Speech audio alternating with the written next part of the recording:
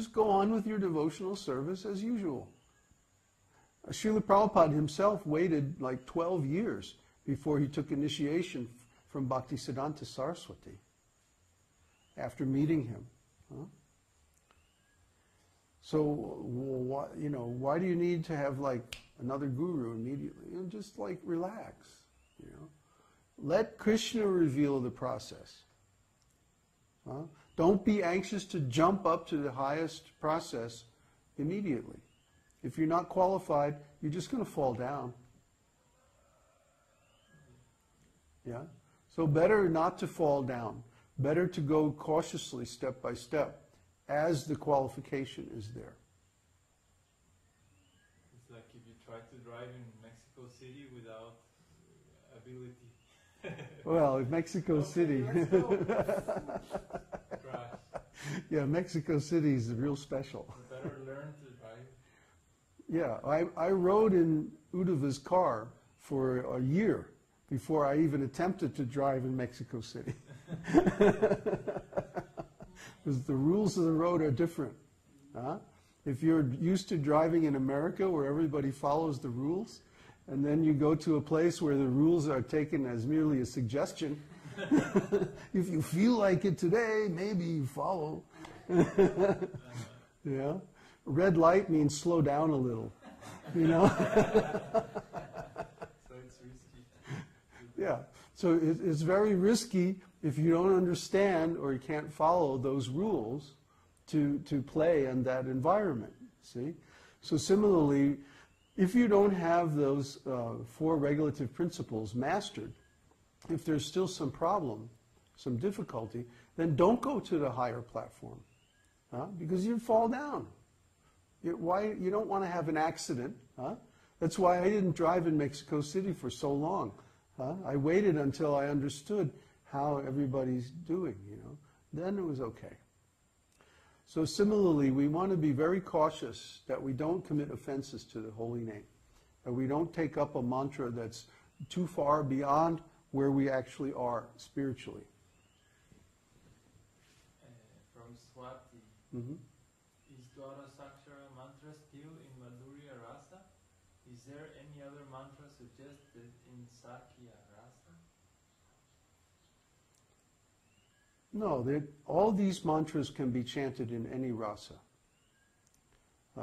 Krishna is in his holy name, so we can approach Krishna in any mood, through any of his holy names. But specifically, Govinda, Krishna, Madhusudana, the names that refer to Braja Lila. These are names where Krishna accepts his devotional service in the mood of conjugal love.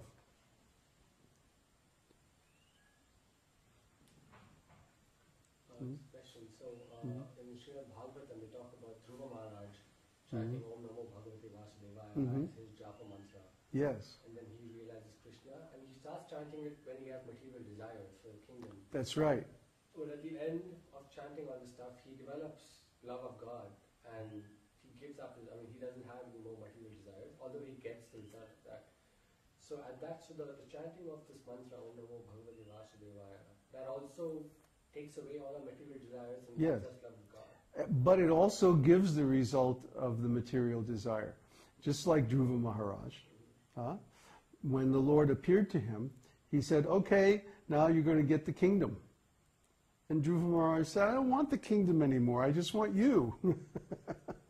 I was searching for pieces of broken glass, and now I have found the most beautiful jewel. So next to a beautiful jewel, broken glass is no value at all. So his idea was, now I've given up this desire, I only want to accept pure devotional service.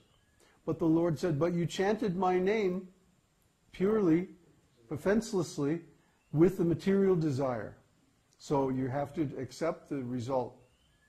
You have to accept the result of your material desire.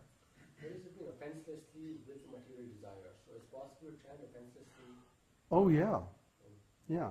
Look at the 10 offenses and you'll see. Material desire is not an offense per se. But to break the 4 regulative principles is an offense. Because the third offense is to disobey the orders of the spiritual master. And if the spiritual master says, this is the definition of illicit sex, then that's it. You know, it's not negotiable. I'm sorry. Either you meet that criteria or you don't.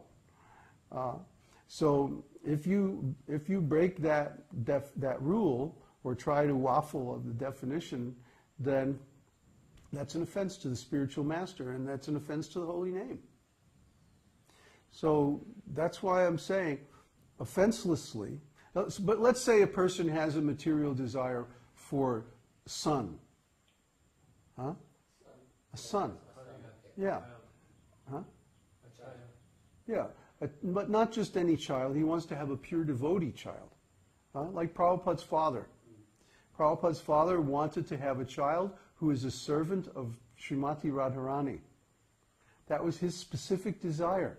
And he chanted many mantras and performed many sacrifices and entertained many pious guests for many years and asked always for this particular desire. That was his special desire. So you could say that's a material desire, huh? He wanted to have a son, but he wanted to have a son who is a pure devotee. And then finally, when everything was right, he performed the Garbhadhana Samskara. And Srila Prabhupada was the result. Srila Prabhupada and his sister were both products of Garbhadhana Samskara. And they were both pure devotees. And they were both very powerful. Prabhupada's sister, almost nobody knows her. But she was like Prabhupada's Shakti. She looked almost exactly like Srila Prabhupada. And, well, they were just an amazing pair, you know. These children were born according to the Vedic process, and everything was done nicely, and so they were both pure devotees. Even Srila Bhaktisiddhanta was born in the same way. Yes, Bhaktisiddhanta was born in the same way. And Bhaktivinoda had other children who, you know, weren't like that. Prabhupada's children weren't like that. Because his wife wasn't very faithful. And she wouldn't do Garbhadhana Samskara. Yeah. Yeah, yeah. So his sons are all materialistic, you know. Anyway, if you have a material desire and you can perform the process for getting that material desire without breaking the rules or the order of the spiritual master, then what's the problem? Dhruva got his kingdom. Prabhupada's father got his sons, like that. You know, any devotee can approach the Lord for the fulfillment of any desire. You know, and the Lord is happy to give his devotee the result of their desire. You know, but first of all, he wants to make sure that we're spiritually healthy, and that means we should have integrity. We should have honesty, and we should be sincere and open about our state of spiritual advancement, and not try to put ourselves out as being a higher class of devotee than we really are. That's really the thing I want to stress here. Then everything will go very nicely. Everyone will be pleased with you. But if you try artificially to represent yourself or misrepresent yourself as a high-class devotee and you're actually just a beginner, then nobody's going to like that. The people that you preach to will feel cheated, and Krishna won't give you the blessings that you want, and you may get whatever material desires that you have by the holy name, but you surely won't get him. So. Last question. Is the mood the same in between Sri Vishnu Sahasranam and Sri Nrsimha Sahasranam? Who's asking? Bruce. No.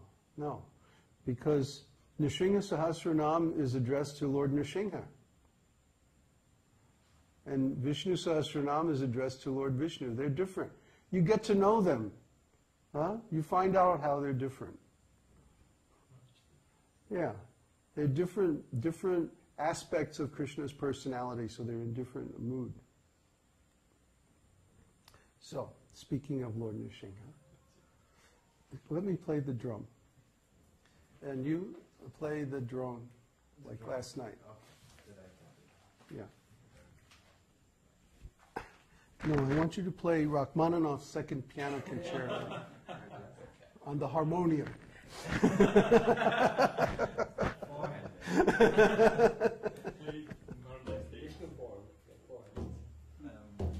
Perfect fit? What note is that? Not so perfect. Almost perfect. Yeah, one more up. No, one more down. Good, E flat and B flat.